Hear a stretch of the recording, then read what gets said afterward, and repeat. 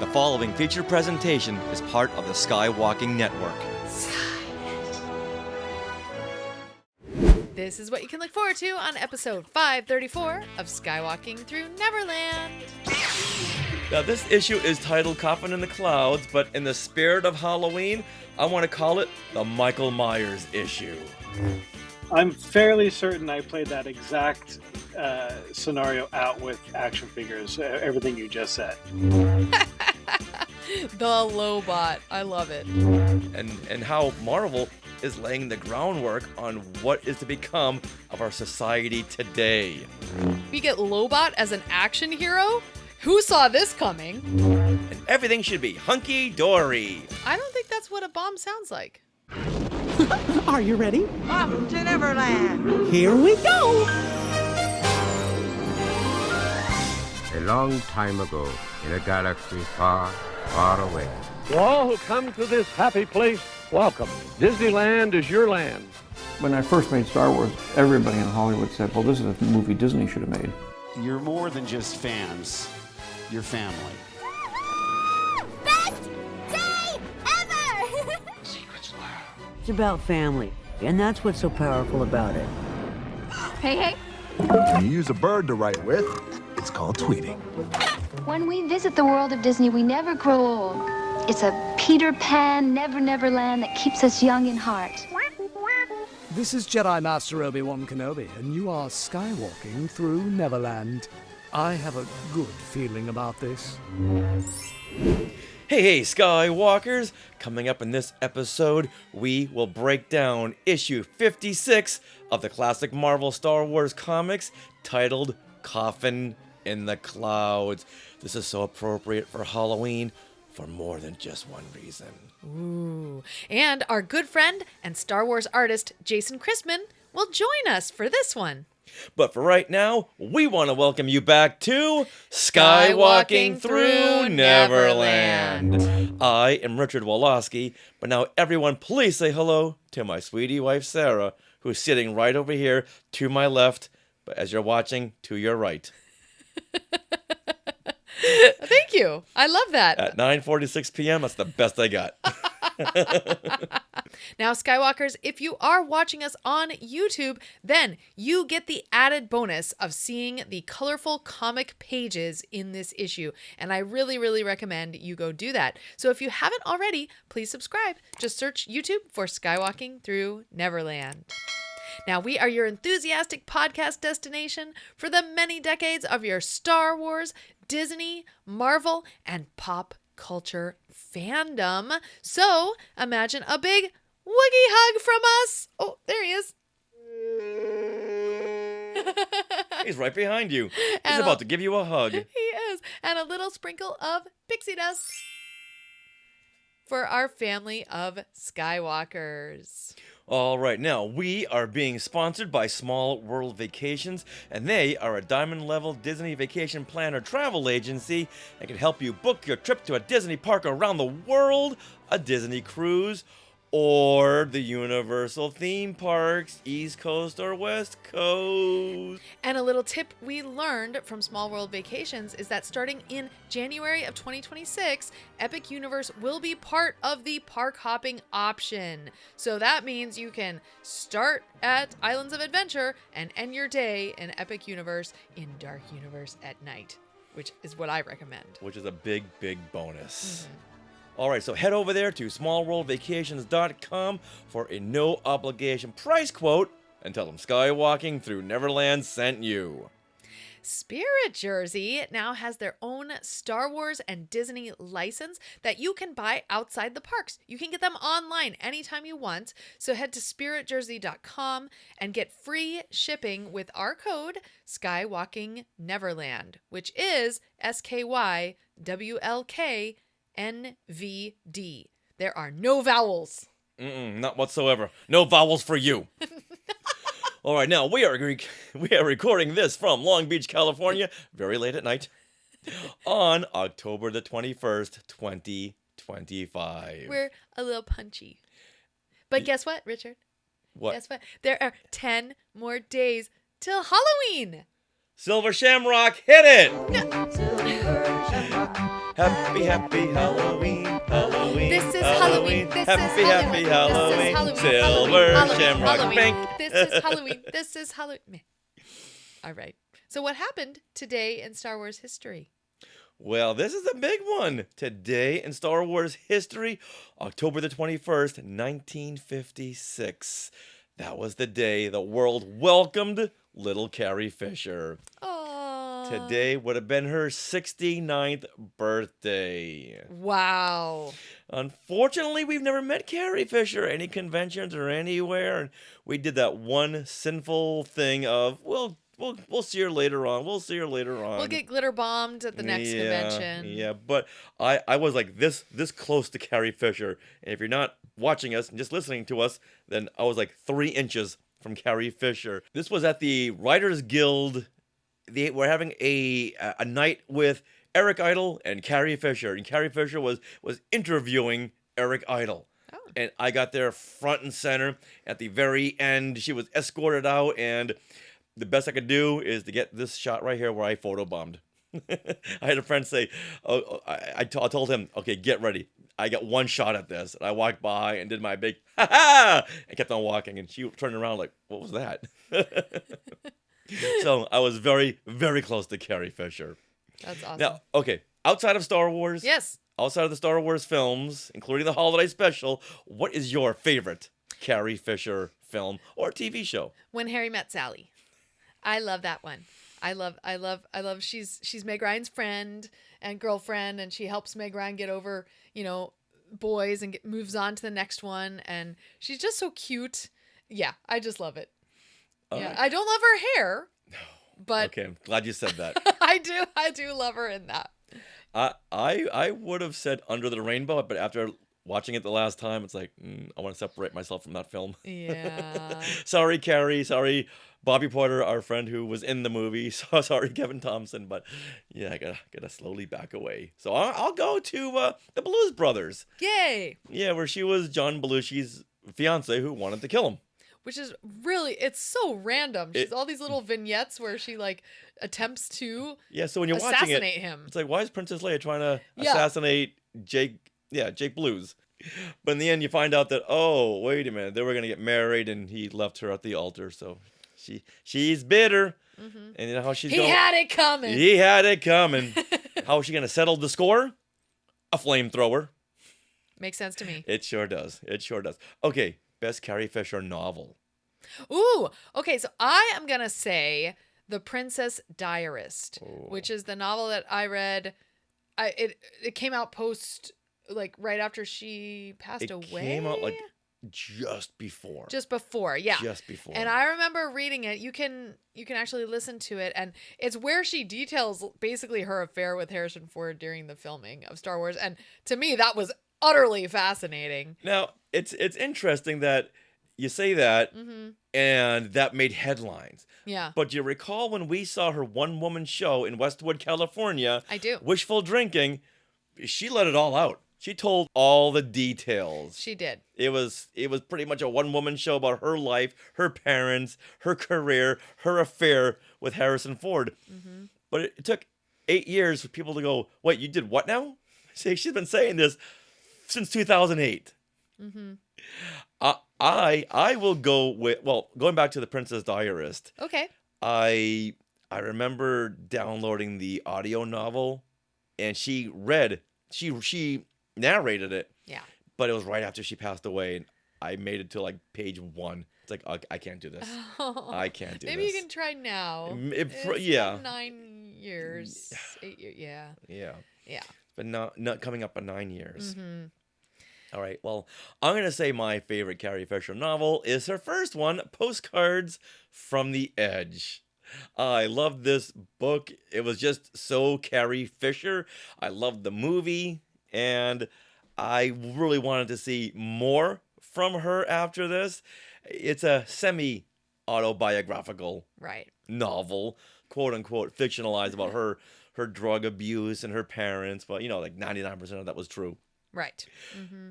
But her follow-up book was called Surrender the Pink. Now, I was working at the Hilton at Dedham Place when this came out in 1990, and somehow it made it into the back office where I was working, and people were like, "Hey, Rich, this book was written by Princess Leia," and they start reading it. It's like, this is like, not only is it R-rated, but like you gotta be like over the age of like 35 to read this. This is very, very R-rated. Like, Rich, did you know that Carrie Fisher has such a dirty mind? It's like, yeah, I kind of knew that. I don't think I've ever read that one. Huh. Really? Surrender the Pink? No, I think I've only read Postcards from the Edge, Wishful Drinking, and The Princess Diarist out of this list. Mm-hmm. Yeah. Well, she is full of surprises. Yeah, sounds like I've got some more reading to do. Yeah, you do. Yay, Carrie Fisher. Oh, our princess. All right, now speaking of reading, now let's break down issue number 56 of the classic Marvel Star Wars comics, Coffin in the Clouds.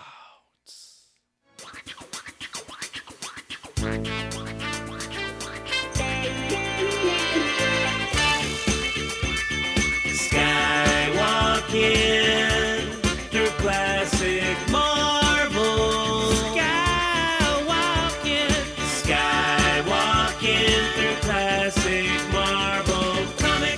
We are now on the back half of the classic Marvel Star Wars comic series. Should only take us another 10 years to complete the whole series, I'm guessing. Well, things are about to get heavy for our heroes in that galaxy far, far away, so we may need some help. Joining us to break down issue 56, Coffin in the Clouds, is Star Wars artist and our good friend, Jason W. Christman. Hey, Jason. Hey, guys. And Jason brought a friend. Jason did bring a friend. Oh, my goodness. Hi, R2. Now, we've seen this R2 before, so we're guessing it's not the Home Depot R2-D2. Nope, this is R2K2. The last time we saw R2K2 was at Celebration Chicago, and he had a little Grogu strapped to his body. Close. It was Anaheim Celebration. Oh, 2022. Okay. 2022, yes. Darn pandemic ruins all sense of timing. I know, right? Well, always great to have you back on the show. So let's go with this question here. How far back does your Star Wars fandom go, and does it include reading these comics here? Well, it goes all the way back to first grade, first movie, but I didn't get into comic books until 8th grade, I think it was, when a friend of mine introduced me to comic books. Somehow I was all Hot Wheels and action figures before comic books. And then comic books, it was my only source of reading, really. I hated reading. So comic books and graphic novels, kept me, up to speed with the rest of the class. Wow, so you had like the opposite reading childhood background than I did. I just never got into comics. But the same as me. Oh, you too? Yeah. I would look at the panels on all the pictures, but never read a word. Way too much reading there. So you're saying that you had gotten into the Star Wars comics in 8th grade. Did you start with the first issue, the adaptation of the film, then work your way through all 107? I think it was close to ending when I started getting them. So I kind of read the last couple issues, I think were my first ones. And I was like, where's the rest of them? And, and I've been on the hunt for them all ever since. I have read them all online. I've had my hands on all of them at one point in time, but I think at this particular junction, I have maybe 2/3 of them. But you do have this issue here, number 56, Coffin in the Clouds. There you go. Aww. Mine is hermetically sealed, and it is a 10 out of 10.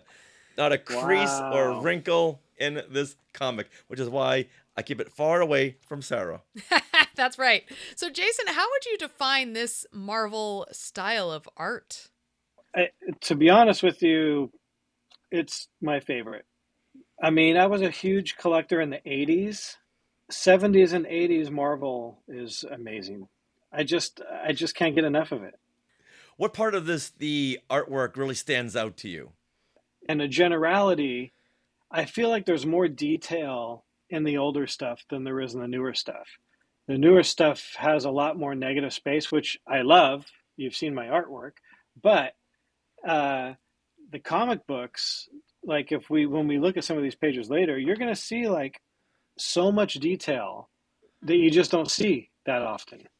Well, it'll be fun to go through these panels with you. Yeah. Hopefully, these comics will inspire you to include a classic Marvel Star Wars comic Easter egg in your next art piece. Maybe for Celebration 2027, we'll see a little Jackson in there, or maybe a Who Jib. You know what? No pressure. No pressure. I am working on a Bespin print. Multiple, actually. I would say probably close to 7 Bespin prints, because it's going to be like the Death Star I did for Celebration 2022. Oh, wow. Where you see all the different levels, cross sections, sort of. But this time I'm going to release them one level at a time, and then as a whole. Wow. So this issue comes in at a perfect time then. It's all about Cloud City and Bespin. Yeah. It is, yeah. So you'll definitely need to add a little half a level maybe with this particular story. Once again, no pressure, but do it. I'm really excited to read it, actually. I've been waiting to reread this because I don't remember it at all. So, and I've had it in my hand, since for the past couple days, and I've stopped myself from reading it. I want to make it like it's the first time again. Great. All right. Okay. Well, with that, let's move on to Coffin in the Clouds. Now, if this is your first time joining us, any of the Skywalkers, we've had a lot of new listeners lately. If this is your first time joining us, we explore the original Star Wars comic run published from 1977 through 1986. And I like to share memories of looking at these comic panels as a kid and really remembering how I felt when I first saw these new characters, these new planets, this new style. And as we go through them, we'll make several connections and parallels of these comics to current shows and films, newer Star Wars comics, the novels, the video games. You can tell where Lucasfilm said, I'll take a little bit of this, I'll take a little bit of that, and include it into the newer Star Wars properties. And how Marvel is laying the groundwork on what is to become of our society today.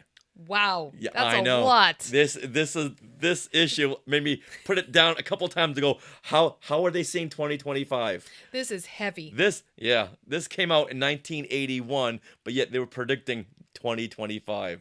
I've already said too much.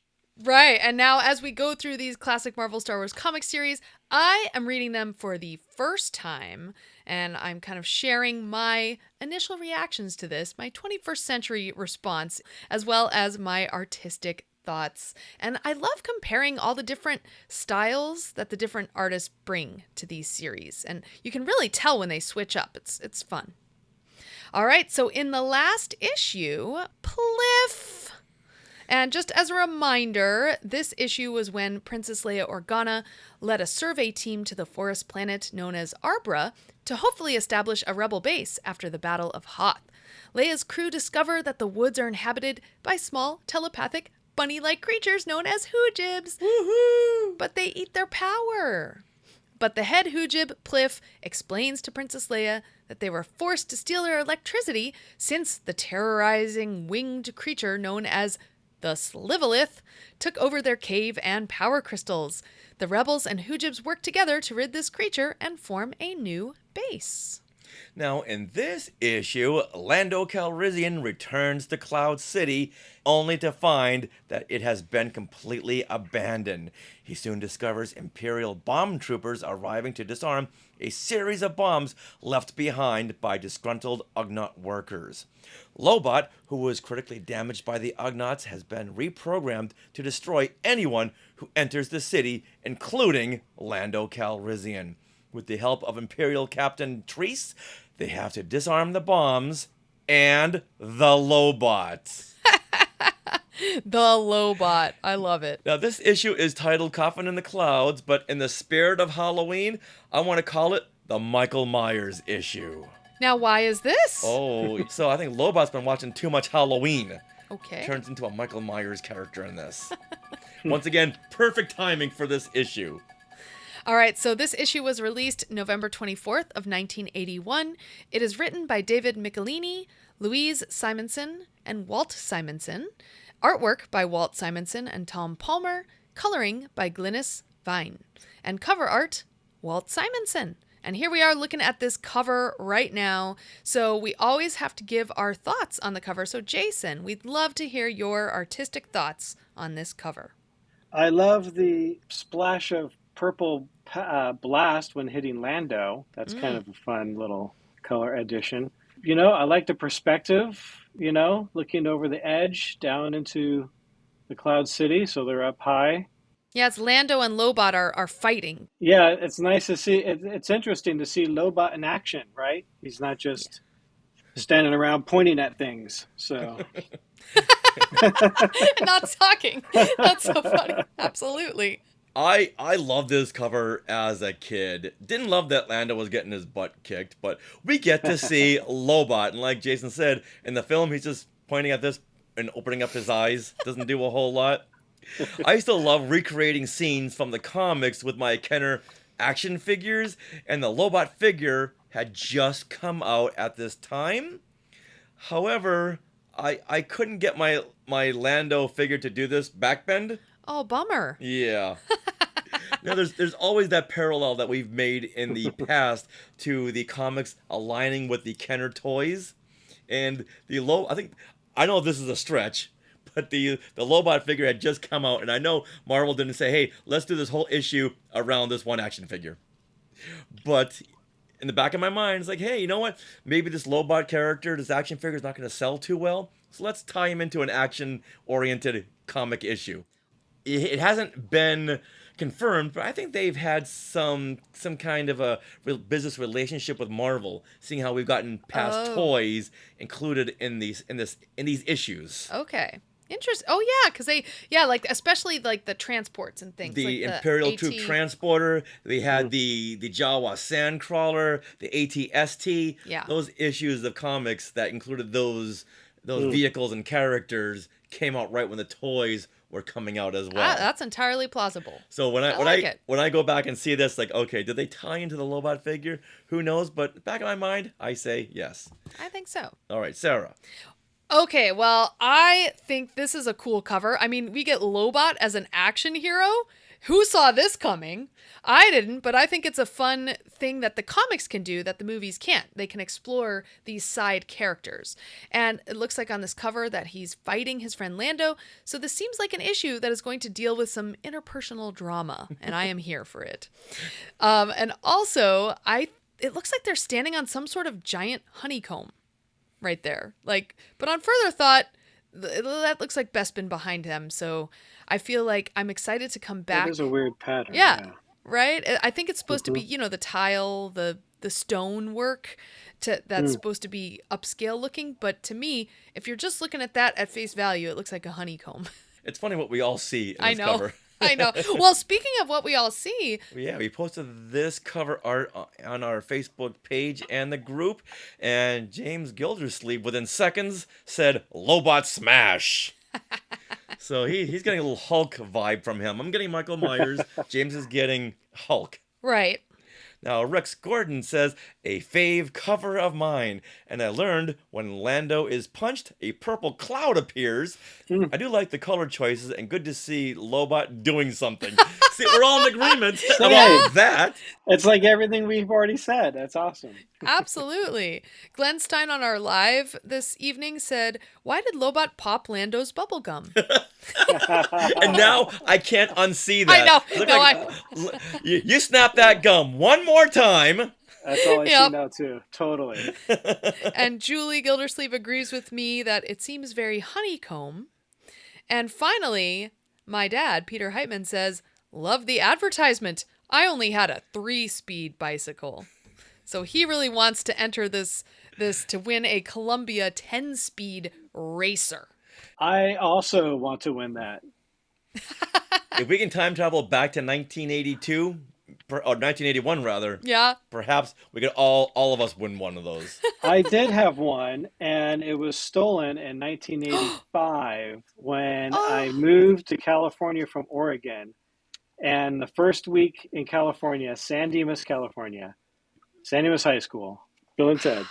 My 10-speed was stolen outside the damn library 1 week in California. Oh, bummer. Do you think maybe it was Bill and Ted, or maybe Rufus? Is it time traveling right now? They couldn't get their phone booth back. I completely forgot about that until I saw the 10-speed on the cover. Nice. Now, one quick side note here. It's funny that finally Lobot is doing something. That's something that we're all pointing out, because John Hollis, who played Lobot in The Empire Strikes Back, when he first got the part, it was a much bigger part, and he had a speaking part. Oh man! And he's a Shakespearean actor. So he was just loving this. And then when he showed up on set, it's like, hey John, we gotta have a word with you. You know all those lines you just learned? Forget them. Don't bother, okay? Because we're gonna take them all out. Oh, now that's he's so like sad. this mindless walking communicator to Cloud City. Right. That's what it comes down to. Like, so I was like, I'm playing a droid, huh? John Hollis, Mr. Hollis, if you're watching from above, please enjoy the story of Lobot, the Michael Myers Halloween character. Yeah. Okay. All right. John Hollis saying, just stop. Just stop talking. Shall we open it? We shall open it. Okay. Well, ooh, big splash page here. Now the story opens on the very poetic narration. The universe is a place of puzzles, and for habitual gamesmen like Lando Calrissian, the challenge of those puzzles is the spice of life. Not here on Cloud City, the magnificent pastel-spired metropolis hovering high above the gas planet Bespin, he may find that spice turning to poison. Wow. So someone had fun with that one. Yeah, so we get this beautiful splash page that could have also been a cover, I really feel like. You have... But there's no Lobot. Totally. No, there is no Lobot, but Lando is a cover gentleman right here. Yeah. He's in the foreground. His foot is up on a Cloud City balcony overlooking Cloud City and the Millennium Falcon that's parked on a little docking platform there. And Lando, he's looking real smooth. Oh, come on. It's Billy D. Williams. He's got a light blue shirt tucked into his black trousers. His cape is purple. It's got a red underside, and it's like billowing out from behind him. Below, you have words in red, Coffin in the clouds. All right. Oh, yeah. Jason, tell us your artistic thoughts on this splash page. I agree. This is a great cover shot. I mean, it doesn't really tease what's inside, so it's probably why it's the inside cover, right? But it is beautiful. And what's funny is, the digital version is so much brilliant. It hasn't lost its color. This is like a bad faded, That's 45-year-old newsprint. Yeah. Right? Yeah, it's sad. It's nice to see both of them, though, at the same time. And it's a great shot. I'm wondering why the Millennium Falcon is there. I didn't read the episode before this one, or the issue before. Well, I believe technically, so isn't Han Solo in Carbonite He's in right Carbonite, now? yes. Yeah. Oh, okay. So, that's where we are in this. Got it. Yes. Yes, this is right after The Empire Strikes Back. So Lando's he's coming back to the scene of the crime, to where he had double-crossed his friend. So now he wants to come back and say, oh, how could I have done this differently? Right. He's really feeling guilty right now. So he came in the Millennium Falcon, which is parked over there on Docking Bay 327. Got it. And he's rethinking life. Exactly. Yeah, he looks very contemplative. Yes. Yes. Got the good word. Yes. All right, now we see an extreme long shot of Cloud City. Lando wonders how such an operation as Cloud City can be run when there is no one around. He thinks that maybe when the Empire took over, they automated everything. He then wonders why he didn't think of that before. All right, let that sink in, okay? He's wondering if the Empire had automated Cloud City. It's like Lando's looking in 2025 and going, oh, wait a minute. If I go down to the supermarket, everything's automated. No matter where I go, everything's automated. I go to In-N-Out, it's all automated. maybe I should have done. Maybe the Empire's onto something. Oh, maybe AI. He could have run his whole facility with... Don't say that word. Oh, okay. Those initials. Sorry, Jason. Sorry about that. So I think that right there is just, they're really thinking ahead, because back in 81, I don't remember anything being automated, except for like the doors of the supermarket. You walk in that little black pad, and the doors open, and of course all of his kids were there waving our hands like we're using the Force. Oh, of course. Other than that, I don't recall anything else being automated. So I think this is such forward thinking. All right, now Lando begins to feel guilty that he should have done more to keep the Empire out. Mm-hmm. All right, now look at this middle cape, this middle panel, and Lando's cape flowing.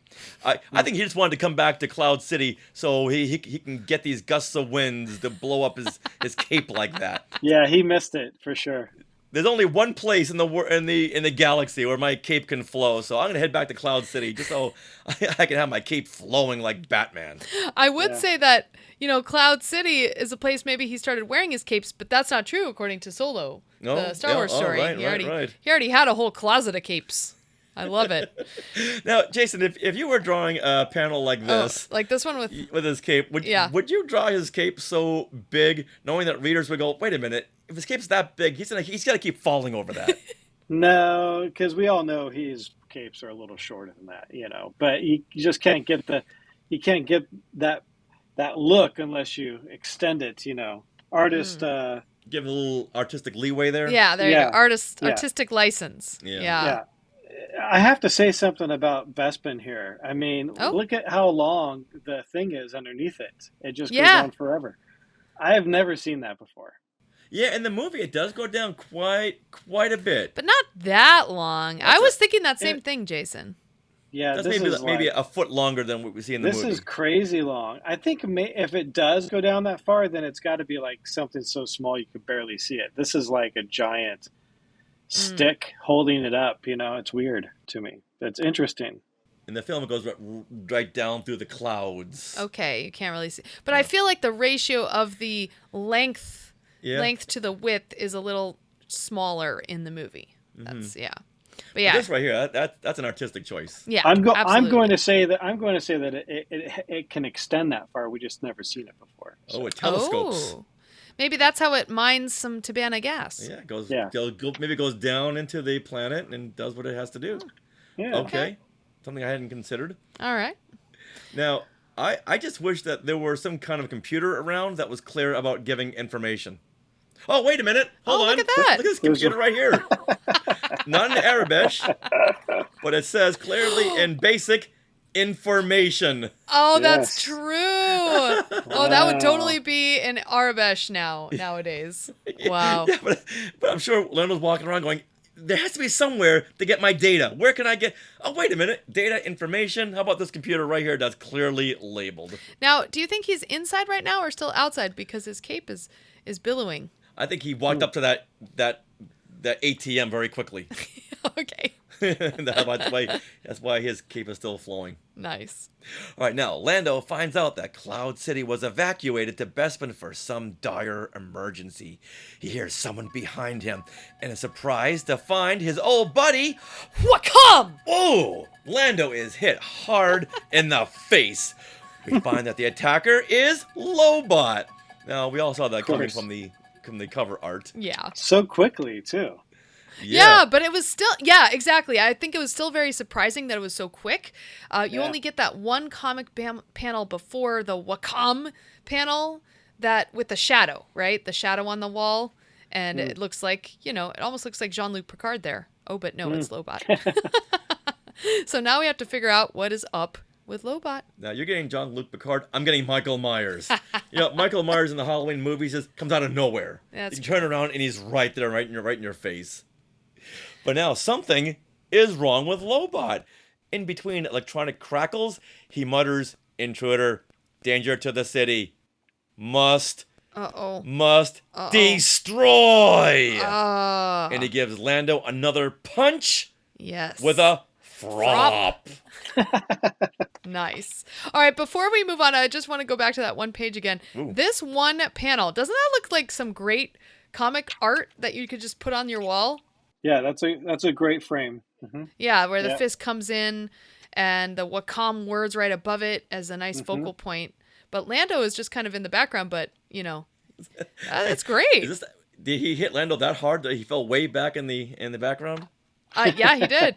That's He what's did, so yeah. fun about this. Like, it really illustrates the movement and really what Lando feels here. Gotcha. Yeah. All right, now Lando comments that this cyborg has the strength of a bantha. All right, now I'm going to let this cyborg comment slide since at this point, we didn't know Lobot's backstory.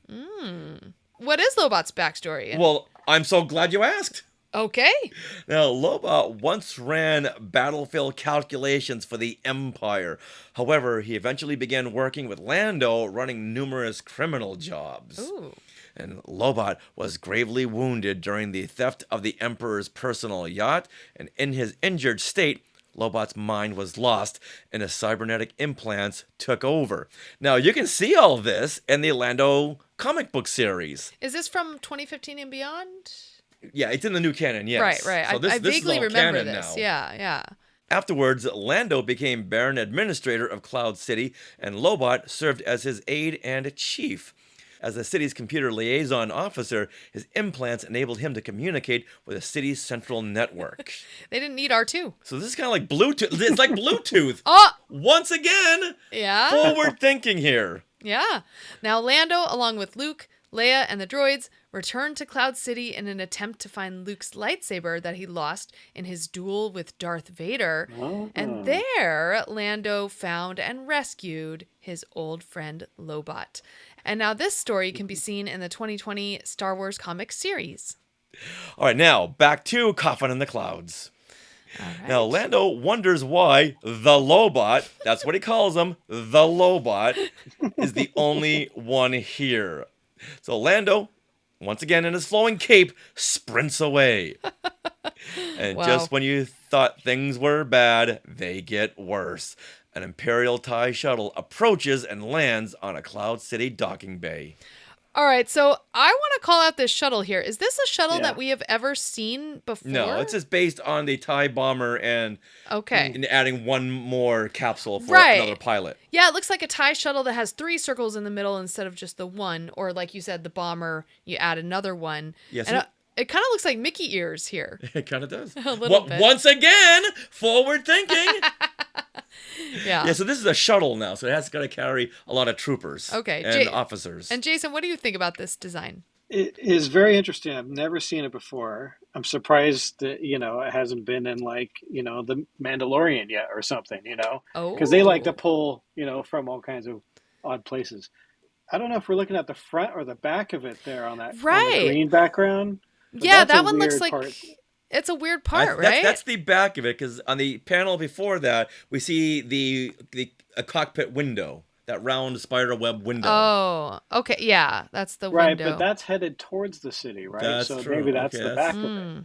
I don't know. This looks like a bug. Doesn't it look like a fly or something? It Like does. it has eyes and little mandibles. And the very next frame on the Yeah. same page, we see some very interesting stormtroopers as well. Those are bombtroopers. Oh. So unloading from this shuttle, we see Captain Treese and stormtroopers and the bombtroopers. Wow. And they are there to find explosives that an Ugnaught scum has planted. Oh my goodness. Oh, here's a closer look at them. Oh, interesting. Yeah, have we seen those before? No, those look like a combination of stormtroopers, snow troopers, and mine workers. This bottom left panel. They got these mining hats on. Now, Lando spots the Imperials and figures this must be the reason the city was evacuated. He says, if I want to keep the Lobot from getting me, I've got to get them. All right, now, Lando begins firing at the Imperials. Treese orders his troops to go after him and don't come back until you've got that grubber's ashes with you. That's what I imagine he sounds like. I think that's perfect. Okay, good. And why does Lando call Lobot the Lobot? Where is this from? I think Where it's is like this happening? the Batman, the Lobot, because as we can see with Lando and his flowing cape, he just loves himself some Batman. Okay. Yeah. Okay. We'll go with that. All right. I'll let it slide. Right now, meanwhile, on the Huja planet of Arbra, a sky speeder that bears a resemblance to one of Ralph McQuarrie's concept designs of a snow speeder. Look at that. Wow. Yep. Look at that. They pulled from the archives. They I'm really so did. glad that they did. They did in that shot, but below it looks more back to normal. But does it? Yeah, when it's landing in at the base, it looks more like the a regular snow speeder like we see in The Empire Strikes Back. Technically, these are air speeders. Yes. Oh, Just that's modified right. for the snow. Like we saw in The Mandalorian as well. Okay. The T-47s. Oh. Yeah. One of my prints is named T-47. That's the name of the print. Is that? Yeah. Oh, cool. Wow. All right, now the Sky Speeder, it skims over the trees. All right, so I also want to mention, like, if you look at the previous page where you're on Cloud City, and then you go to the next page with Arbra, it immediately looks different. Like, you have a different artist doing these planets, and you have more pastel colors being used for Arbra, and the line art is much softer than it is in the previous panel, where, like, if you look at Lando and the troopers and everyone in Cloud City, they have harsh lines and shadows. So I think this is very intentional in the art. Mm-hmm. All right, now Leia lands the speeder at the new rebel base hidden within the forest. She tells the deck officer to recharge the speeder since she spotted something unusual and wants to head back out. Charge? Oh my goodness, this must be the Prius Sky Speeder model. Oh, yeah. Plug it in, I'll be back in 5 hours. They got all the electricity they need here on this planet, right? Okay, make it 2 hours. Yeah. Make it 20 minutes. That's good stuff. All right, now Leia walks past the huge energy crystals in the cavernous base. Now, this reminds me of the shot in The Empire Strikes Back when Han walks into Echo Base and you see the whole base. Now we see Leia walking into this cavern base and you see a long shot of the whole network. I love that. And also from the previous issue, Pliff, you see that background that was used in the climax of that particular With all the issue. energy rods. Yeah, the energy rods. Yeah, those crystals. Yeah, they're so cool. Yeah, that's what the Hujibs feed off of.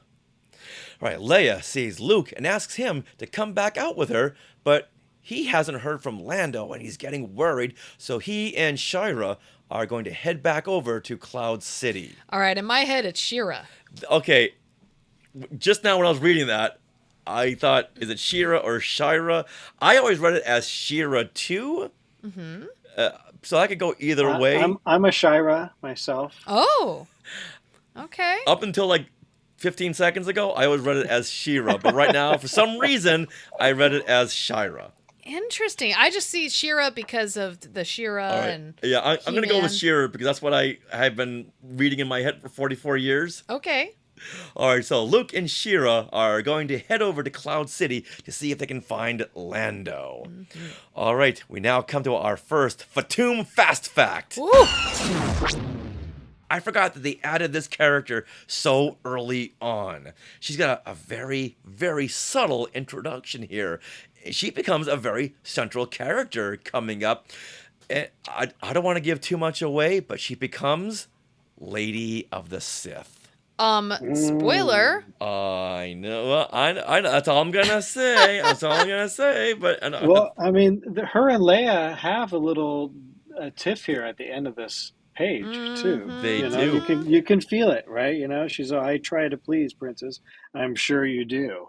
At this point, we didn't know exactly what a Sith was. We just knew that Darth Vader was a Sith, and if she were to become one, that's bad. Okay. And we'll see that in upcoming issues. But right now, she is what she is. You take it from there, okay? Right. All right. Good to know. Interesting. Yeah. So this is another issue where we get another female character introduced. I believe, again, in the Pliff issue, we had another female rebel, alongside Leia. Now here's Shira being introduced here. But in true 1980s fashion, I do feel like this little exchange here, the writers are making Shira into someone who has designs on Luke. I mean, that's what I'm reading into this exchange.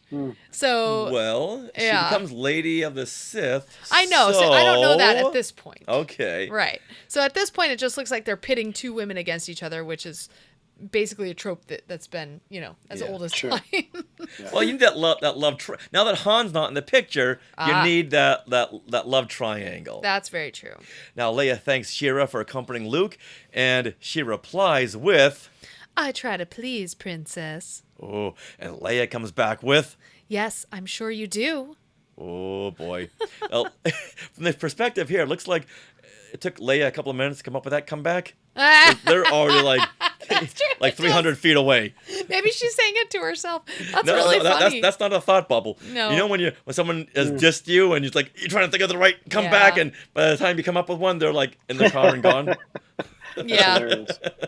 I do remember that.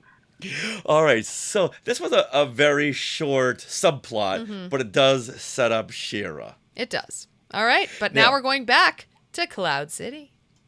Now, Lando is leaping in the air to avoid Imperial laser fire. He finds himself in the carbon freezing chamber where he reminds himself, and the reader, that this is where Vader froze Han Solo into a solid block of carbonite. But now, he has an idea. A dangerous idea. One of my latest prints, is this scene, Cloud City, and of Han Solo being frozen. So looking at a lot of things here, I love the green under the stairs instead of the orange. It's almost like it's like the lights are on, like the house lights are on, and so the dramatic lights kind of change colors. I think it's awesome to see this room that is, like the culmination of Han and Leia's love story at this point. The I love you, I know. Here it is now in comics. And again, yeah, like you said, Jason, I love that it's a different color scheme here. You got the green and the orange rather than that red and blue. I see it as red and blue. I can see it as orange as well. Yeah, I see it as orange as well. Oh, you do? Yeah. Wow, okay. All right, now, meanwhile, the bomb squad has found one explosive, which starts talking to them. The bomb tells the squad he doesn't want to blow up. The bomb tells the squad he doesn't want to blow up, so it'll tell them how to disarm itself. Okay. Nice. I was like really confused by this at this point. Which is why they made the bomb red, so you know who's talking. Yeah, I was okay. Is that what this is? Yeah, this red little the thing. Bottom frame. All right. So I thought that Lando had thought of something dangerous, right? So I thought that he was like the voice of the bomb. Somehow he had found some control room, and I don't know, and was now Alexa for the bomb again. Reading ahead into the future. There you go. But I guess no, it really is like literally a bomb that's talking, as we'll find out. And I love Teresa's comment here. I'll just stand way over here and I'll wait for that rebel gunman. Yeah, I'll be over here out of harm's way if you guys need me. I mean, I'll be over here. Not that you guys are gonna be harmed at all. I love the little M. Yeah. That was really funny. Now, in the carbon freezing chamber, 3 stormtroopers hunt for Lando. And Lando pulls a Batman and comes swinging down on a broken hose with his big cape flowing behind him. Okay, this should be called the Batman Star Wars The Batman issue. Michael Myers Star Wars story. Yes. He knocks into the troopers with a Fa-bump. and they tumble down the freezing chamber. Lando hits the freezing button and a shower of sparks and crackling liquid poured down over the troopers. Lando watches from above and gives a, "That's one for you, Han." Now, I kind of feel bad for those stormtroopers down there. They were just trying to do their job. And now they're like reaching up like, "No, please have mercy." I got a different feel from this page. I thought that Lando's comment was very sweet. That's one for you, Han. Yeah, but look at those troopers. They probably weren't there that day. So you know what? Why take it out on us? All right, now let's take a breather and check in with a Hostess Marvel commercial break. Oh, yeah. We'll return after these messages. Now, this crossover ad is titled Daredevil's Longest Fight. Okay. So, what do you say I play the role of Daredevil? Okay. I don't know. No, that's fine. I like that. All right. Sarah, you do the narration. Okay. And Jason, if you can take on Babyface Johnny. Okay. Okay, now you've had 3 months to prepare for this, okay? Let's really knock it home. All right, here we go, everyone. Babyface Johnny is the biggest bruiser ever to hit Manhattan. He's destined for the world's championship fight. For 3 hours straight, he and Daredevil has been slugging it out at the gym. This guy's nearly as strong as the Hulk. But why pick on me? Babyface throws heavy bags and barbells at Daredevil. I'm exhausted. Fighting him is like fighting a cyclone. Daredevil pulls out his billy clubs, which have Hostess fruit pies strapped to the ends of the whip-like weapon. I've got to stop him. These Hostess fruit pies might help. He must have worked up an appetite by now. Wow! Real fruit filling, apple and cherry. And a light tender crust. Delicious! Hey, Daredevil, what were we fighting about anyway? I don't know. I just asked you what you think of Murdoch's record. Murdoch? I thought you said I smell of dirty socks. Gee, sorry, fella. But thanks for the Hostess fruit pies. Don't mention it. I needed the workout. Sorta. You get a big delight in every bite of Hostess fruit pies. All right. Now let's go over this joke here. And I use that term very, very loosely. Okay. When Daredevil says, I just asked you what you think of Murdoch's record. What does this mean? He's talking about his father. His father was like the great boxer. Oh. Murdoch. Oh. And because this guy's in the gym, he said, "Hey, you know what? Hey, what do you think of Murdoch's record?" And Babyface says, "Murdoch? Oh, I thought you said I smell like dirty socks." Murdoch, dirty socks. Yeah, that's a Once stretch. again, I use the term joke very, very loosely. Interesting. Now, let's talk about our takeaways here, huh? Now, Daredevil has got very bad judgment. This guy, Babyface Johnny, clearly works out a lot since he's destined to become the world's bruiser champion. So why is Daredevil giving him a snack filled with enriched flour, sugar, palm oil, and various corn syrups? Yeah. I can see if this Babyface Johnny was a supervillain, he had to take him down by filling him with this garbage, all these additives. But this kid's got a promising future, and Daredevil is ruining it just because he's seconds away from getting his butt whipped. A guy's got to do what a guy's got to do. But come on, look at this kid, this babyface kid. He's like, what, 15, 16 years old? And this he's like, hey, you know, I'm just days away from getting this championship. And Daredevil's like, hey, you know what? I'm going to get you hooked on these sugary snacks. Now, I just hope that Marvel rejects this plot line for Daredevil Born Again Season 2. I hope so. You know what? We're going to know March of 2026. But I do feel like this is the first time one of these little comic ads has not had a villain in it. Because Babyface, he's not a villain, right? He's just someone that Daredevil is like sparring with. So, yeah, interesting choice on this. Yeah, good way to look at it. Yeah. And I love his Babyface's flipped up blonde hair. Very Farrah Fawcett. Yes, it is. So, Jason, what do you take away from this storyline? Boy, it's a tough one. You know, I've never even heard of Babyface before, so I and thought you never will he was again. a villain. You know, I think this is a very, very hard thing for the writer and artist to do, is to come up with an idea of how can we sell fruit pies and have action at the same time. I think they did a pretty good job, actually, now that I think about it. And I'm sure back in 1981, they weren't thinking someday in 2025, there's going to be a podcast that's going to be tearing the story apart. They were forward thinking up until now. Right. All right. With that storyline behind us, let's get back to Coffin in the Clouds.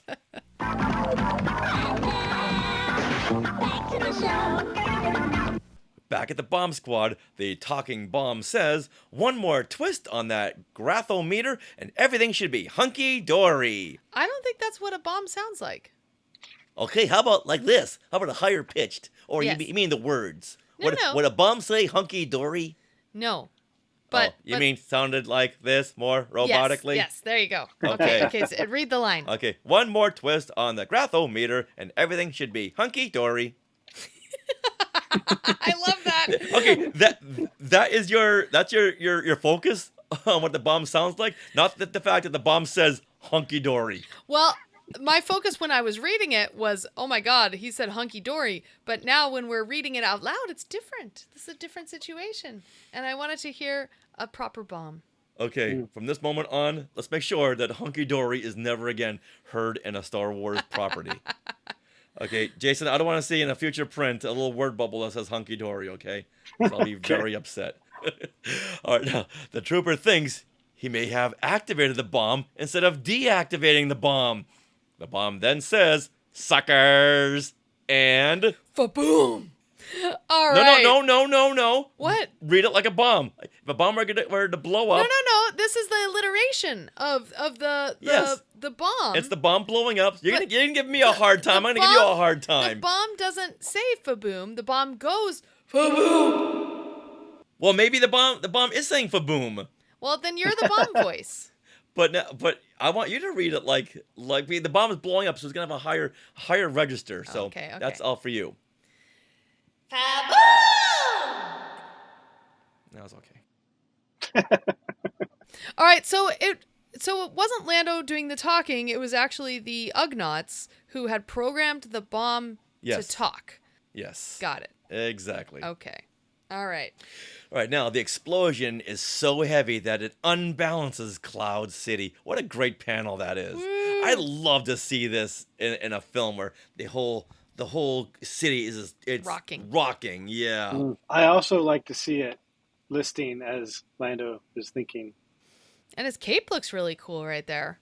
And all the floors they have in Cloud City. They got this cool like parquet floor. Yeah, they've sure put a lot of detail on the floors in this issue. Yeah. That's nice. Lots of top down high angle shots. Yeah. Yes. Absolutely. Yes. Lando sees the Lobot heading right for him. Wow. The Lobot looks around so fast that it looks like he's got two heads. Oh my God. Now, if this is not from a horror film, I don't know what is. That's what I'm talking about. And Lobot says, must save city, find intruder, and kill. Now, it looks like he's bleeding white blood. He's like a replicant from Blade Runner. I'm sure that's sweat. He's sweating white like replicants in Blade Runner. Oh, okay. There you go. It's reflecting light. Oh, okay. I like it. Lando notices that the drones are already working on fixing the big hole in the side of the city. So this is the first use of drones in Star Wars. They're not so much I guess droids and drones, but this time they clearly say drones. Yeah. Where's another point where they use drones? I don't think they've ever said drones. Okay. Maybe in like a novel I haven't read or a video game, but this is the first time they've ever used the word drones in Star Wars. Now, Lando also notices all the dead troopers. However, Commander Treese is alive and points his blaster at Lando and says that he is his prisoner. Lando aims his blaster back at him, and Treese says that they should call a truce for mutual survival. Now, what is going on with this background in the top panel? Jason, what is happening there? It looks like there's like a big giant TV back there, and it's like displaying white noise. Yeah. Yeah. Well, looking at your original comic there, does it look like it's both? Yeah. Well, it's a lot of dots, Yeah, it's white noise. It's a lot odd. of dots. And back then they probably had to do that by hand. Oh, you think so? Oh my gosh. I'm wondering if in comics this is like a placeholder for something else, because it looks like there's like a huge monitor that it's like 12 a.m. in like 1975 when all the TV stations went to a test pattern, and then the white noise. I don't think this would be a placeholder because, like Jason said, it's a lot of dots. A placeholder would be just blank, white. That's very true. So I'm trying to think of a reason. I feel like this definitely makes the panel stand out, however, and I think what it's doing is really giving you, even though the gentlemen are on two opposite sides of this panel, you have Lando extremely on one side and Treese extremely on the other, it's giving you this focal point of the two men because they're the only things in color on this whole panel. Yeah, it just looks like a poltergeist is going to come out of that TV screen. That too. I'm keeping it in the Halloween theme, yes, okay? Yes, you are. I'm just trying to think of how long it took him to fill that in. Like, was he doing something else at the same time and just kind of looking away? I don't know. Hey, guys, this is going to hit the newsstands in about 24 hours. Let's speed that up, okay? All right, Lando asks Treese what is going on here at Cloud City, because now they're buds. Now they call it truce. Now they're friends. Yeah, which is weird. Treese introduces himself as the governor of Cloud City, and he is there looking for the explosives planted by the Ugnaughts. Fortunately, they gave the Imperials enough warning so they can get the citizens off the city. Okay, I'm just noticing this now, but this bottom right panel with a shot looking up into the underside of Cloud City and all these cloud cars like flying down below, it looks really neat. Yeah. And I didn't notice that because when I'm reading a comic, I'm just like reading the dialogue. I don't look at the pictures till we're doing this, but wow. A lot of depth there. Yeah, it's nice. Great angle, and also ships I don't recognize as well. Right, except for the cloud car, the Bespin twin cloud car. Right, but the other one's behind it. It's like, what the heck is that? That was like just random shuttles. I've always loved the twin cloud car, by the way. Yeah. It's been one of my favorite. It's like, who's driving, though? Yeah, it's true. The guy on the left is like, no, I'm driving. The guy on the right, no, I am. Lando said I could drive this time. You're riding shotgun. I ain't riding no shotgun. I called it first. You know what it is? It's a training car. You got one guy driver is and like one Maggie trainer. Simpson. Yeah. Thinking he's driving. I'm fairly certain I played that exact scenario out with action figures, everything you just said. And once again, the Cloud City, the twin pod cloud cars just came out from Kenner. But, you know, there's a little tie-in there. Not at all, but it's very pretty. Mm-hmm. I love it. All right, now, Treese goes on to say that the Ugnaughts wanted to go back to work on their home planet below. That's why they planted all these bombs. Like, hey, you know what? We want out of here. So we're going to blow up the city so we can go back to our home world on Bespin below. Now, here's another Fatum Fast Fact. The updated edition. In 1989's Galaxy Guide 2, Yavin and Bespin, the Ugnaught homeworld was retconned to the planet Gentes. Well, I always thought Bespin was a gas giant, like a gas. It is. So there's no place, like there's no actual physical place to grow up on Bespin, the planet. You'd have to be. Maybe there's a moon of Bespin. Yeah, possibly. Like Endor is a moon of Endor, not really Endor. And I think the Marvel writers like, hey, what planet is below there at Bespin? We'll have the Ugnaughts be from Bespin. No one's going to question this on a podcast in 44 years. So everyone stop saying something about a podcast. We don't know what that is. They were very wrong. Yeah. So the Ugnaughts, they didn't want to stay here on Cloud City because the Empire was just treating them just like menial workers. I have spoken. Okay, now back to the story. Lando is confused by this Ugnaught behavior, but he says they have to get back to finding the Lobot. We'll talk Ugnaughts later on, but right now, we gotta find the Lobot. So Lando finds the muttering Lobot and yells out, "Hey Lobot, there's something I forgot to tell you. You're fired." Does he think this is going to solve his problems? Yeah, let me try that one more time as Lando. Okay. Lando finds the muttering Lobot and yells out, "Hey Lobot, there's something I forgot to tell you. You're fired." I love it. Ever notice that Billy D. Williams has got a little bit of a New York accent that slips into Lando? He does, yeah. You're fired. That's how I hear him saying that. I like it. Thank you. I like it a lot. Now, Lobot charges after Lando and leaps a dozen meters with his superhuman strength. Look at this. So I guess we're just making up Lobot as we go along. Yeah, so Lando jumps down a tube and he's hiding. Oh, he jumps down one of those tubes that like Luke went down, right? He slides. Whee! Yeah. I'm surprised there's not a little whee. They have them. Apparently, they have them all over Bespin. So yes, it's a quick way to get around. Oh, well, he thinks he lost Lobot when Lobot's fist smashes a window he was hiding behind, and there it is again. Pure Michael Myers with a Karish. There you go. Oh, that's so cute. I love this. I love that he's sliding. And look at, with Lando with his cape, that really adds a lot of movement. Oh, it sure does. You can tell how fast he's running by the way his cape is flowing. That's a heavy cape. Now, also, this bottom panel here, Lando is hiding. Looks like he's hiding in a house of mirrors. Ooh, right? Yeah. He's got one. Another horror trope. Yeah. This is a very horror comic. I know. This is the Halloween issue. I like it. All right, Lando leads Lobot down to the freight loading facility. He calls out to Treese for backup, and nothing. Oh, he led Lobot right into this trap. He calls out for Treese, and Treese is nowhere to be found. But suddenly, a loading claw juts out and grabs Lobot. Treese says he was not familiar with this type of loading claw, so it took a minute.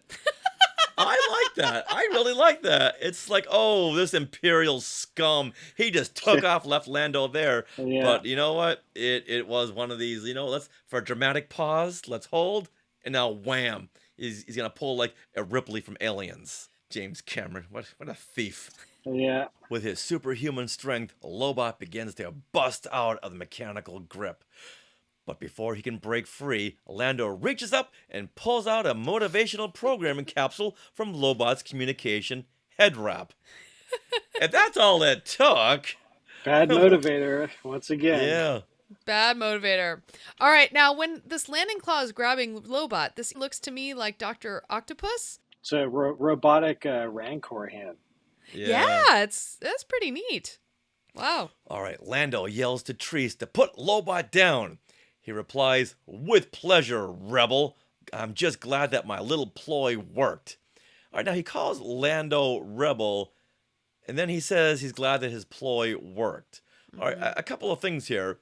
Why doesn't Lando respond to being called a rebel? Well, he is a rebel now. But Treese doesn't know this, and he's really not a rebel. He hasn't really joined the Rebel Alliance. He's more like adjacent. Well, Lando did shoot at them earlier, right? So that would just make him a rebel automatically, right there. Oh. Right. Yes. Anyone who's not part of the Empire, if you're not with me, you're my enemy. No, you're right. Yeah, you're right, Jason, because that was his first encounter with Lando. Lando shooting at them. So. Okay. Well, I think a lot of people shoot at stormtroopers. Well, no, you either fear but they're all them. rebels. Yeah. That's true. Rebel cells everywhere. All right, now even when Treese comments on, "Oh, my little ploy worked," it almost seems like there was like a little subplot there that they forgot to continue, or they didn't take that line out. Was it Treese's idea to get Lobot with the arm, with the mechanical arm? Because I think that's what he's talking about. His idea worked. Okay, the wrong word here is ploy. Right. Okay. I think that's tripping you up. Yeah. He's just trying to take credit for it because he's an Empire douchebag. So. Oh, sorry, that's not PG. Sorry. All right. No, that makes sense. Okay. Yeah. That tracks. Okay. Yes. All right. Cut to Lando working on Lobot and thinks the Ugnaughts realized that Lobot was the only one who could disarm the bombs, so they messed with his head wrap and left him for dead. Why go through all that when they could have just short-circuited him and been done with it? Or take him down with them? Yeah, exactly. Like, why didn't they just take Lobot away? Yeah. Then you wouldn't get this fantastic storyline.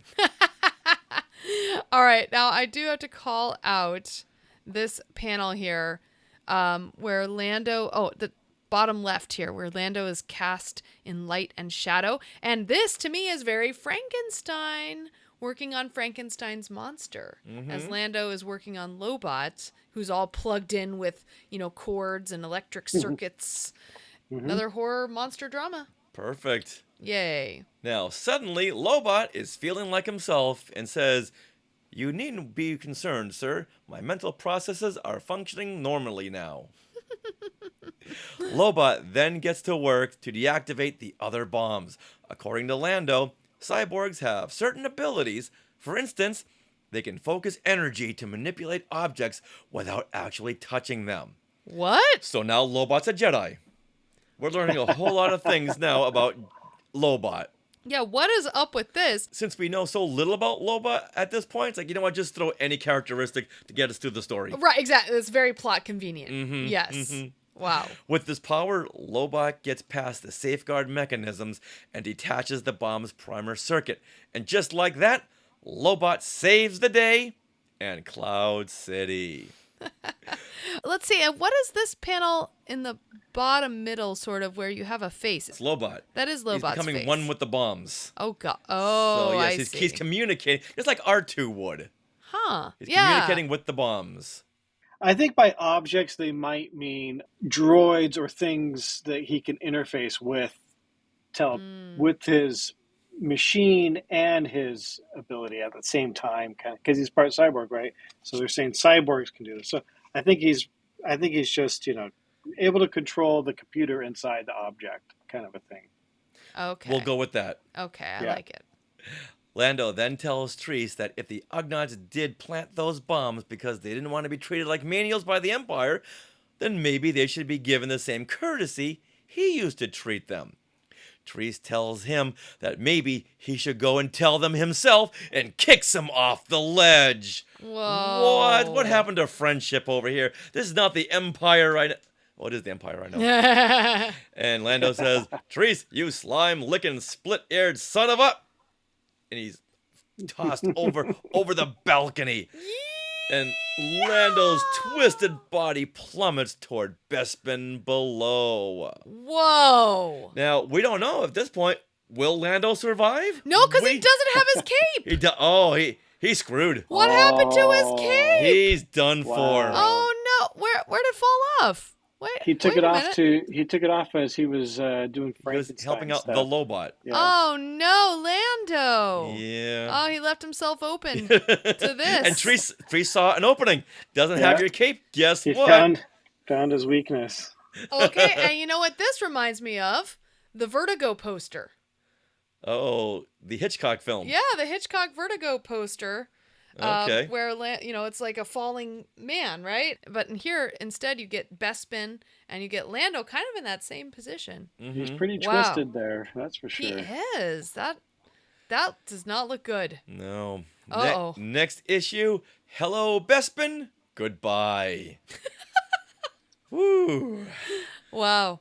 My goodness. So, Jason, what are your afterthoughts of this story? After having read it now, after not reading it for 40 years. Well, I mean, we learned quite a bit, actually. I can't believe how much we learned in one comic book. I mean, I'm definitely going to refer back to it as I work on my Bespin print, and probably the next issue as well. Mission accomplished. Yeah. I really like Shira, or Shira, whatever you want to, even though she only had 3 frames, maybe it was, in this whole... it stood out, right? Her and Leia kind of had a little tiff, sort of. They were a little sarcastic with each other, and Luke seems really happy to be with her. So that's fun. My favorite thing about these comic books is we don't see it on the screen here, and these things are the in-between pages, are the ads. Well, show us an ad. Show us an example. Self-defense, right there, class. Is that taught by Babyface Johnny? Right? Kung Fu and Karate. Wow. Become a black belt soon. Get an Atlas body. Remember those? Wow. The guy who was all boom. And 3 easy steps. This could be you. The Atlas is the guy who holds up the earth, right? Yeah. No longer will the big bruiser kick sand in your face at the beach. All right, Sarah, what are your afterthoughts on this one? I thought this was really fun, and the cover actually matched what happened. So it was nice to have a comic that was in a movie setting, so it grounded it, and the fact that you had Lando and Lobot, and I loved Lando using those exhaust tubes, and then now after going over it with you guys, all these fun little horror tropes or little pieces that we can link, whether intentional or not, to horror films. I really enjoyed that. That was my favorite part. Well, I'm just glad they gave a whole issue to Lando. Yeah. He's been brushed off to the side, and I love in the last couple of issues they've really shown how much turning over Han to the Empire's really been eating away at him. Mm-hmm. Now he's going back to the scene of the crime, going, how did this happen? Why did I do this to Han and to these people of Cloud City who's trusted me for so long, and I just ran away? So they're really giving a lot of depth to Lando Calrissian.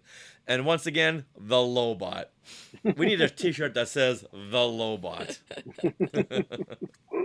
All right, now let's get into our favorites and non-favorites. Oh boy, okay. All right, so Sarah, what has been your favorite panel? All right, so I picked this before we talked. I like the white noise. The white noise panel with Lando versus the Imperial officer in that extreme long shot, mainly because it just really stands out to me. So I like that. But otherwise, runner-ups would definitely be some of those long shots of Cloud City. Okay, you only get one. Okay, meh. All right, well, Fine. then you know what? Then I'm going to say my favorite panel was that long shot of Cloud City. The one where it's rocking. Yeah, that's pretty cool. Oh, my God. It's at a good, like what, 45 degrees almost? Yeah. So anyone who's left inside is gonna go racing to the other side, like the Titanic when it flips over. All right, Jason, what is your favorite panel? I know it seems weird, but the second panel on the second page of Cloud City, we only see half of it from the top, but it's got it really kind of shows the size of it, you know, because we always see the stacks and spires, right? And kind of up close, but we don't really ever see the top of it as a whole, or we only see half of it at this point, but I think it really shows the scale of this Cloud City. Yeah, so you only have a bit of Cloud City that's out in open air. It's massive. It really is massive. Yeah. Now, here's a deep dive. The panel on the left with a long shot of Cloud City, that is the original Ralph McQuarrie design of Cloud City, circa 1978. With the hamburger shape. Oh. Now, in the movie, if you notice, it doesn't look anything like that. It's more like a big UFO on that stem, because they had changed it from 1978 when they originally were conceiving of a Cloud City to 1979 when Cloud City was going to be more of a reality. Okay. So what these Marvel artists did is, hey, wait a minute, I know this picture of Cloud City. I'm going to use that as a reference, but then they got another reference of another view of Cloud City from the film. So I don't think that was intentionally done that they had gone to each one. I think they just thought it's the same thing, so we're going to use that same design. Because if you notice in that second panel, it doesn't have that hamburger shape. Okay. So that one is definitely from the movie. All right, so do we have a favorite line of dialogue or narration from this issue? All right, I'm gonna go with Lando, who finds the muttering Lobot and yells out, "Hey, Lobot! There's something I forgot to tell you. You're fired." That's the funniest line there. That is very funny. All right, Sarah. All right, so honestly, the very first narration really struck me in this one. The universe is a place of puzzles, and for an habitual gamesman like Lando Calrissian, the challenge of those puzzles is the spice of life. It just sounds like the perfect ad for like 60s ad, so I liked that a lot.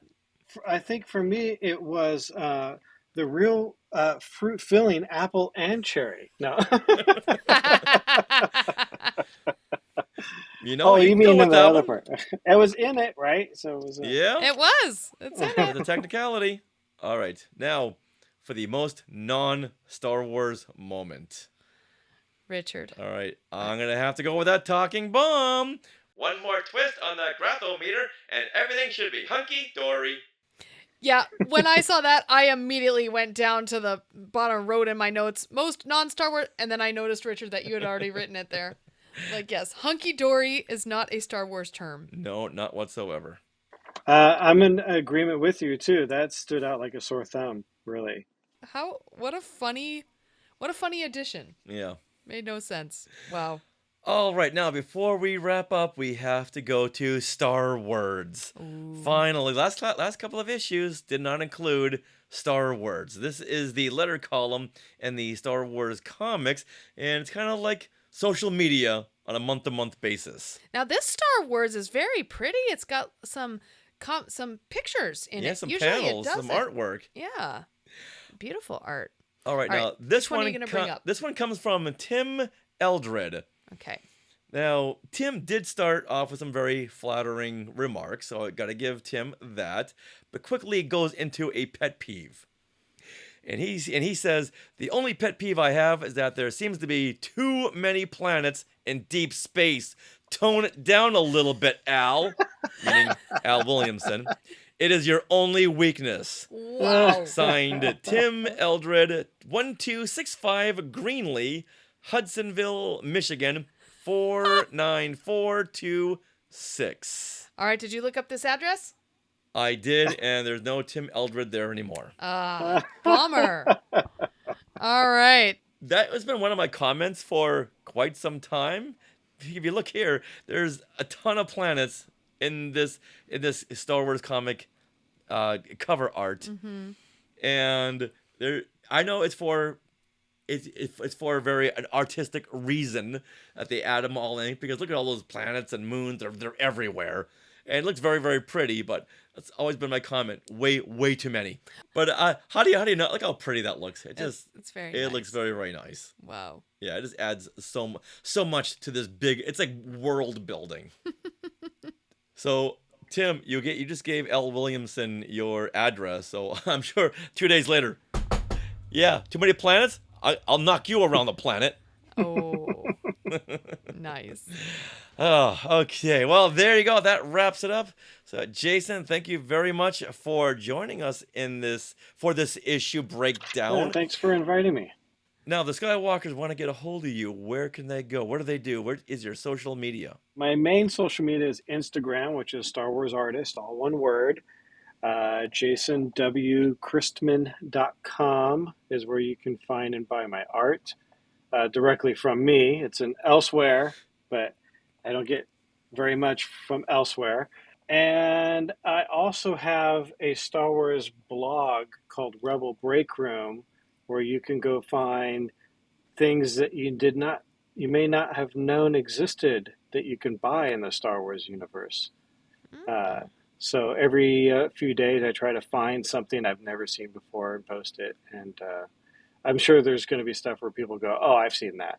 But I didn't. So I post, you're going to find Where do you find this again? RebelBreakroom.com. RebelBreakroom.com. Okay, we'll put that in our show notes. Yeah. And now earlier in the show, you said that you're going to add a little bit of these classic Marvel Star Wars comics to your upcoming Bespin prints. So we have that on record. Mm-hmm. Yes. We'll be looking So for that. we want to see the Lobot.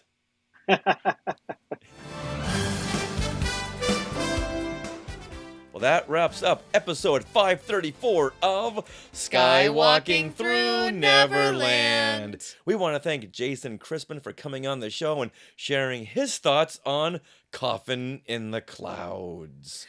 What a great Halloween issue that was. It was. So many parallels. Speaking of Halloween, join us next week for our Creature from the Black Lagoon retrospective, when our guest is going to be Gary Girani. He is the writer and was the editor for the Topps trading cards. If you had a Star Wars trading card, Gary Girani wrote all the text on those cards, even on the creature feature cards. This will be so much fun. I'm so excited. Be sure to subscribe on YouTube and follow us on socials at Skywalking Pod, and join our weekly live stream on Mondays at 6 p.m. Pacific for trivia, stories, and things that you or we want to share. On Things We Want to Share. Now, you can get autographed copies of Today in Star Wars History Part 1 and 2, along with Skywalking Through My Fandom at skywalkingthrough.neverland.com/book. Do you want to support the show? Well, you can join the Skywalking Force on Patreon for early access and bonus episodes, including the full John Williams Hollywood Bowl concert, and we are just 5 members away now from 50 strong of the Skywalking Force. So thank you so much to everyone already on board. You can join us at skywalkingforce.com. Now, big thanks once again to our sponsor, Small World Vacations, for their continued support. Their Disney and Universal trip planning service is free. How much is that? Free of charge. So visit smallworldvacations.com and tell them Skywalking Through Neverland sent you. And remember, Spirit Jersey now has their own Star Wars and Disney licensed clothing that you can buy outside the theme parks. So head to spiritjersey.com and get free shipping with code SKYWLKNVD. This code is in our show notes. Now, we are part of the Skywalking Network, Skynet, where you can find other great shows like Talking Apes, Star Warsologies, and many, many more, including our YouTube shows, Collectopolis, and Today in Star Wars History. Now, don't forget to stick around for bloopers and other fun bits that didn't make it into the show. And, as always, Neverland on Alderaan. And if you do, go trick-or-treating. And don't fall off a Cloud City balcony. No. I hit record. So, Richard, it is time to do your late night clappy claps.